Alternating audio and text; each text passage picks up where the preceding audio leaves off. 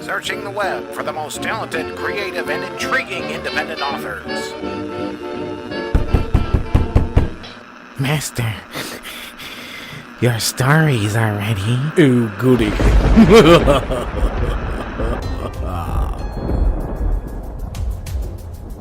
The Emit Blackwell Show, diving into the creative minds of sci-fi, fantasy, horror, and paranormal authors. Their fantasy is our reality.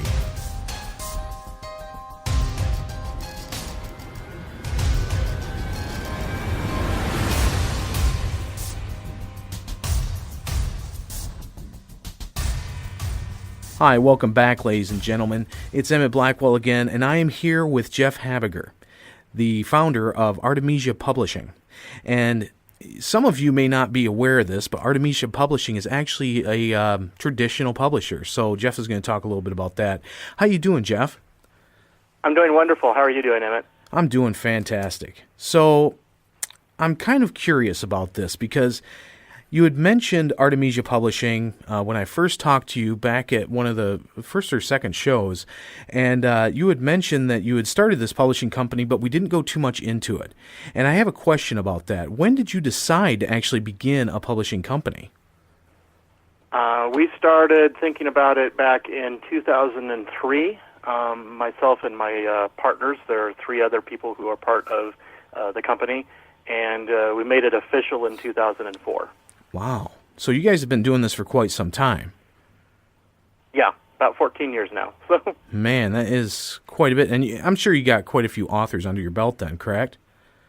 Yeah, we have, about 6 other authors that we have published currently. Is that about right? Yeah. I'm doing mental math in my head. 1, 2, 3, 4, 5, 6, 7, 8, 9. Actually, it's 9 authors. 9 other authors besides myself, and a couple others who are partners in the company. So. Yeah. So, and now, do you have to delegate out those jobs of the publishing group, or do you just kind of do most of it yourself?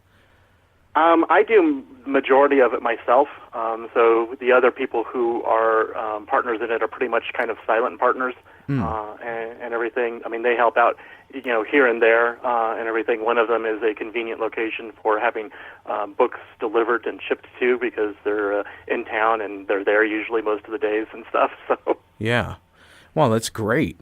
And now publishing. Because you guys have said that you're a traditional publisher, what's the difference between being a traditional publisher and being an independent publisher? Well, I mean, you can be an indie publisher and still be a traditional publisher and everything, because that's kind of what we are. We are an independent publisher who follows a traditional model. The traditional model is basically a publisher who purchases the right to publish and sell a manuscript from an author and everything. So basically think of, somebody who is a writer, say their name is Stephen King, and they've just wrote a really cool book about a dog that's kind of, crazy and stuff and everything, or a scary clown, and they want to get it published. Mm-hmm.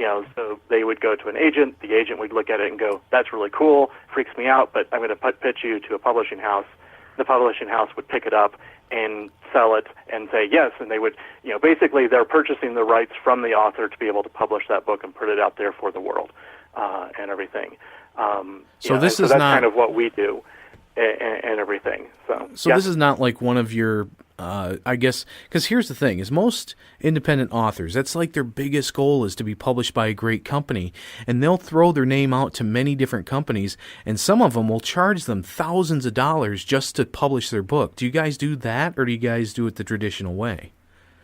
We do not. So that particular model, and it's a viable model. I know some people that do it. I hear a lot of horror stories about people that get taken in by those kinds of publishing houses. That is what's generally known in the industry as a vanity press. It's a press that, for a fee, will take your work and put it into book form, ebook form, or whatever, and then for either an additional fee or part of that fee or whatever, we'll try and get it distributed out to the larger world and everything. But the way those presses are set up is that, the author is paying money to somebody to have the work published and put out there. And that's where the term vanity press comes from, is because, it's part of the, I think I have a great book, so I'm going to pay somebody to go ahead and get it out there, whether or not it is a great book or not, and everything. Yeah, and with that, so. like, you guys don't just pick up every author that comes to you, correct? No, we don't. I mean, we have a process. We have a submission process that's actually on our website, where we have certain criteria that people have to match as far as just even submitting the material to us. Basically, synopsis, what your target audience is, and then first couple of chapters of the book.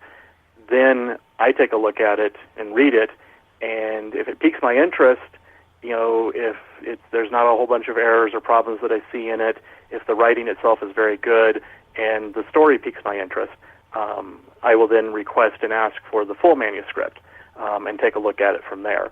And even once I get the full manuscript, I may still decide this isn't what I want and everything, because maybe all the best writing was at the very first couple of chapters, and then after that it tails off, or the plot just goes nowhere, or the characters are never developed, or for whatever reason, and everything. And sometimes I might just turn it down just because it's a great story. It could be done. I just can't afford to do it.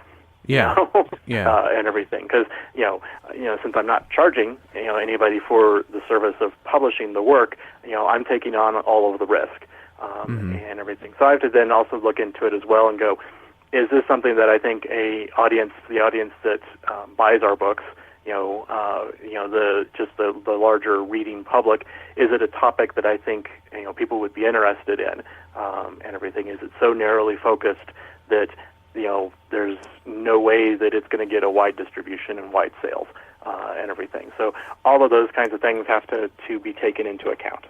So say, for example, let's just say I came to you with a book that I had. I gave it to you, submitted my couple of chapters that you had requested. It had been approved to be published. At that point, when it becomes published and it does get put out there, do you guys have any type of model for marketing or distribution?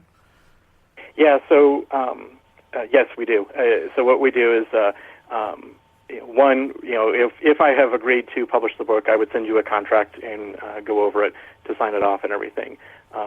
And once we have then taken it and gotten the book ready and printed, ready in digital format as well, and get it out there, we then have a process where we go through and, working with you as the author, figure out the best avenues where to market the book, who we want to target, if we want to try and do only like online or social media ads, looking at trying to do maybe blog tours, trying to do any kind of print ads, because those are still done, and everything. Yeah. Also looking at placing ads in trade magazines or trade groups that go out to, there's a lot of cooperative advertising where you can put in an ad that'll get sent to several thousand librarians or several thousand independent bookstores and everything.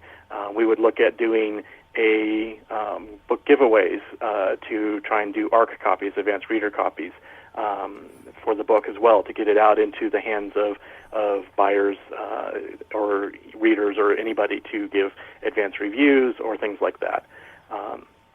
I have an exclusive distribution contract with a company out of New York for distribution, and they distribute to all the big distributors. They distribute to all of the bookstores, all the libraries. I mean, they cover everything, and so that allows me to get into the larger market and everything. So one of the things about persons who decide to go around and do the self-publish route tend to, and this isn't always the case, and I've met plenty of self-published authors and consider several of them my friends, but they generally only self-publish their title through Amazon and everything, and that's a very narrow focus. They can do quite well there, but you're missing a larger audience. Yeah, and now, because you get out there, I mean, you've been at book fairs, maybe involved in Comic-Con or just walking around. I don't know. That's what I would do. But you get out there, you get involved with people that are already in the business. Now, have you taken your publishing company to those types of venues? Or better yet, have you taken any of the authors that you have published to get them involved in those types of venues? Yeah, we have. The biggest venue I've personally attended, it's the Tucson Festival of Books. It's one of the largest book fairs in the nation, as opposed to, say, a trade show, because there's a difference between the two and stuff. But Tucson Festival of Books is a book fair held at the University of Arizona. Yeah, the Wildcat one, and down in Tucson. And it's a 2-day event in the spring, and they get thousands of people, tens of thousands of people coming there and just coming there to do all sorts of different things. They have a whole bunch of events set up at the university campus there. They have authors come in from all over the world to speak and talk about their books, and there's a huge draw there.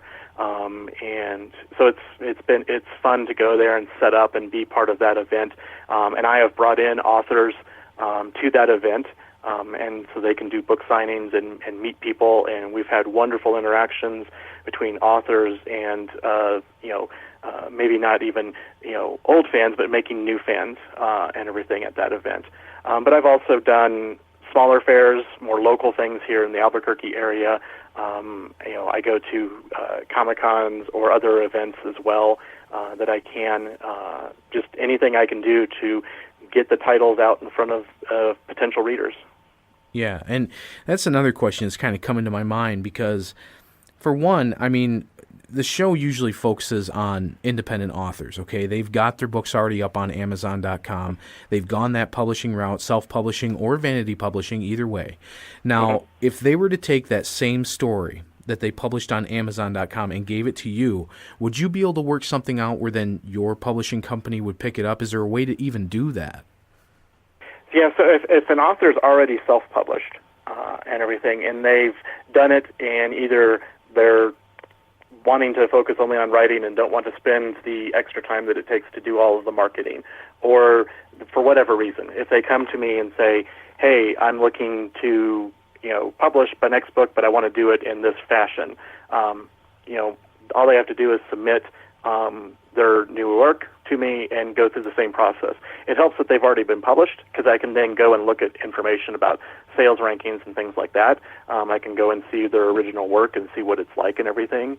And based on that, we can then work out deals and say, hey, what do you want to do? Do you only want me to publish the new work? Do you want me to take on the original published work? How do you want to handle it and everything? So it's all just going to be dependent on the author and kind of what they want to do. Yeah, because that kind of leaves the author with a little bit of flexibility if they've just published it on Amazon. Because, I mean, it's their own rights. They have their right to their book. It's not already sold to a publisher who then they would have to contact and say, I would like to go with a different publisher.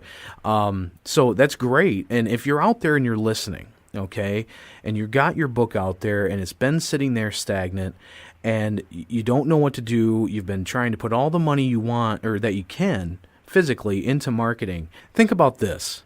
Artemesia Publishing can take on this and do this like a traditional publisher. So if you've had that thought and you want to go ahead and try this, I would suggest contacting Artemesia Publishing. And Geoff, what is the website that you guys have? It's really simple. It's apbooks, so BOOKS.net, apbooks.net. And I'll go ahead and put that in the description here of the video and the podcast. So if you do feel as though you want to go ahead and make a change, nobody's making any guarantees here. Your story may have been up on Amazon.com for months, if not years, and maybe you want to revise it. Maybe you want to take it down, look at different book cover options. You want to look at different editing options. And I'm telling you from the get-go here, folks, if your book has been up on Amazon.com and you haven't gotten many reviews and you haven't gotten many sales, chances are it's not just the book cover. Okay, it may be the editing that needs to be done. And when it comes to submitting something to a publisher like Artemesia Publishing, you have to have those things in order to do that. I'm not saying that Artemesia Publishing will not work with you to a certain extent, but I am saying that if you want to revise your story, you want to give it that next polished feel, go ahead and try it and see where it goes. And on that note, I'd like to thank you, Geoff, for being here on the show. You were a breath of fresh air. It's always great to have you on the show because you have so much information. You really are a man of many talents on this place. So thank you so much for being here on the show. Oh, it's my pleasure. I try to have a lot of talents and everything, so, and just to let people know, I mean, I've worked with authors who have previously published, who've come to me and wanted to republish. I've worked with authors who have their first novels that they're looking to put out there, and everything, and I'm working with with authors right now who have been around and have self-published and published through other publishers, and are now looking to publish through me and everything. So I've run the gambit, and everything, and so, I don't make any promises to people, but I'm always willing to take a look at what is submitted. Yeah, and with 14 years of experience for self-started, self-funded company, honestly, that's really amazing. It feels that way. I mean, sometimes I'm just kind of like, have I really been doing it for this long? Other times it's like, man, I've been doing it for this long. Yeah. I enjoy it. I wish I could do it full time. I really do. And that's nothing on the quality of the work that we've put out and everything. It's just the reality is that having a real job helps keep the roof over my head and allows me to continue to publish really great works by people and get their work out there. So. All right. Well, thank you once again for being on the show, Geoff Habiger with Artemesia Publishing. Thank you so much, Geoff. Thank you. I appreciate it. You have a good night.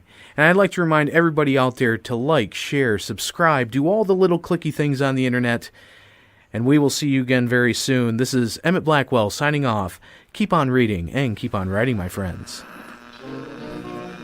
Searching the web for the most talented, creative, and intriguing independent authors. Master, your stories are ready. Ooh, goody.